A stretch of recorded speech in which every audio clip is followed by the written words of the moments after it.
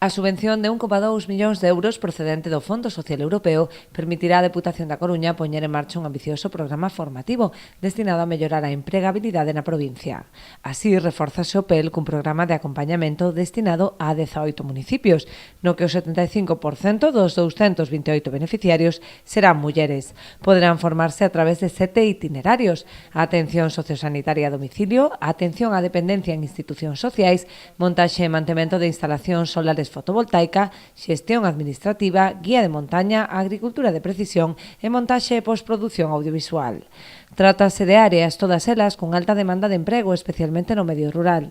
A oferta formativa diríxese a colectivos con maiores dificultades para acceder ao mercado laboral, como desempregados de longa duración, maiores de 45 anos, persoas con discapacidade e nacionais de terceiros países ou de orixe estranxeira.